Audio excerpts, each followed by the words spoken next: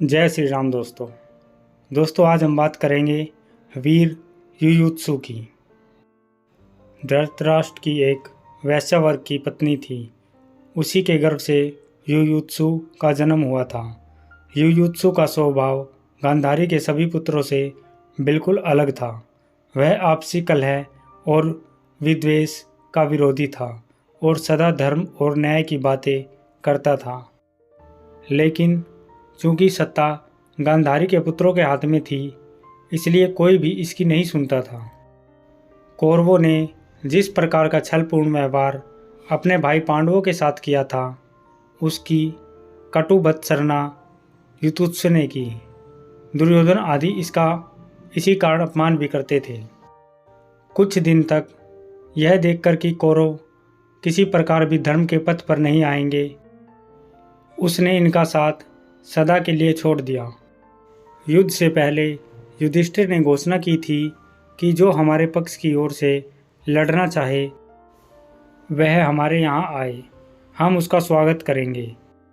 इसी घोषणा को सुनकर युयुत्सु कौरवों के विरुद्ध युद्ध करने के लिए पांडव पक्ष में जा मिला। उसे विश्वासघाती भी कहा गया, लेकिन उसने इसकी तनिक भी परवाह नहीं की, क्योंकि उसके सामने परिवार और कुल की मर्यादा से ऊपर धर्म और सत्य की मर्यादा थी।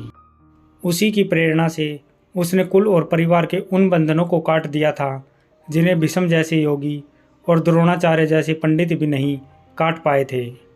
भीष्म पितामह और द्रोणाचार्य पूरी तरह समझते थे कि कौरवों ने पांडवों के साथ अन्याय किया है।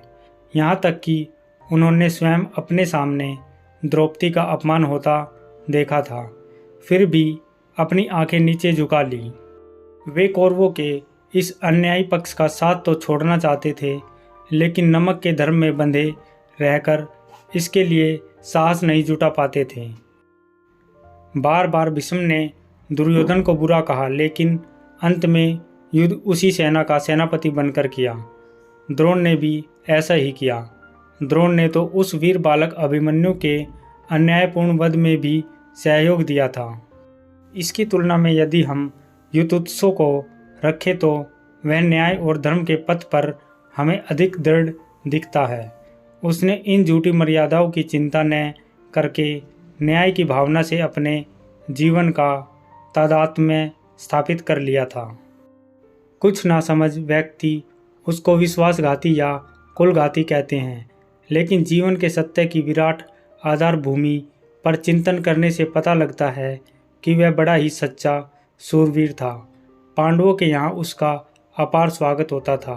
उसने भी पांडवों की ओर से सच्चाई के साथ युद्ध किया था और उनका इतना विश्वास जीत लिया था कि जब परीक्षित को राज्य देकर पांडव हिमालय की ओर चले तो युयुत्सु को परीक्षित का संरक्षक नियुक्त कर गए। इन सब को देखकर हमें युयुत्सु के रूप में एक ऐसा पात्र मिला है जिसमें सत्य और धर्म के प्रति अपूर्व दृढ़ता और साहस था, और जिसने कभी झूठे बंधनों में बंधकर अपनी आत्मा को नहीं बेचा था।